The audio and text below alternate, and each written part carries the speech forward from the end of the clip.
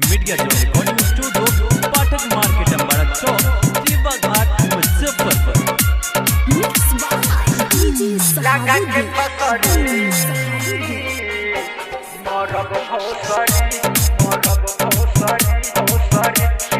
हमसे तो नहीं आते तोर ले ले, दोसरा से नहीं आते जोर ले ले।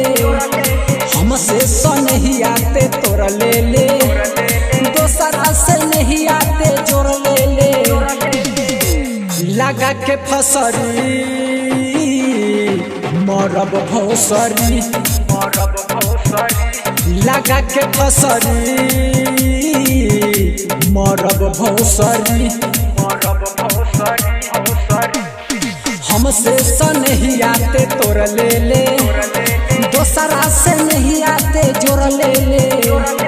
हमसे तो नहीं आते तोर ले ले, दोसरा से नहीं आते जोर ले ले। लगा के फसरी मरब भौसरी,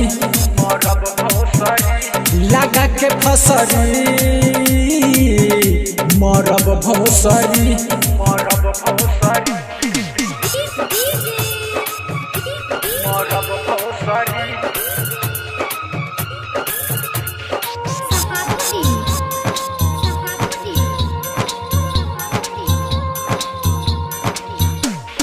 तनिको फिक्रिया न कैले गे, जे खैले हक्रिया भूलैले गे।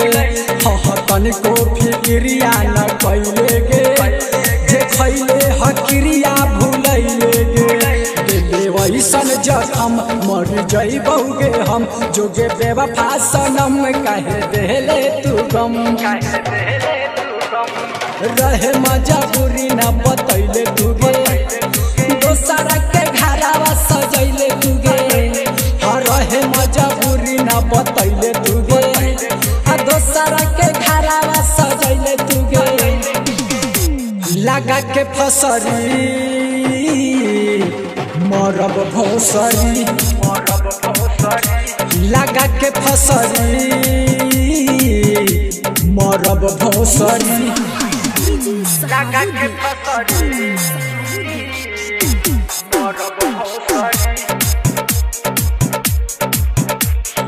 पगला आवारा सब कहते गे, आगे ताना अंसुआ न सहतौगे। पगला आवारा सब कहते गे, आगे ताना अंसुआ न सहते गे। आगे बहबन बावाली खाली देबै तू गाली, आगे सनिया मुदैया बजाबै थी ताली। हम मीडिया जौन में हम गावैलुगे, हरनिया कहानिया सुनावैलुगे। हम मीडिया जौन में हम गावैलुगे, हरनिया कहानिया सुनावैलुगे। खिया दे मछरी मरम भौसरी, लगा के फसरी मरब भौसरी। लगा के फसरी मरब भौसरी, लगा के फसरी मरब भौसरी। Media zone recording studio Pathak market Ambara Chowk Rewa Ghat Muzaffarpur.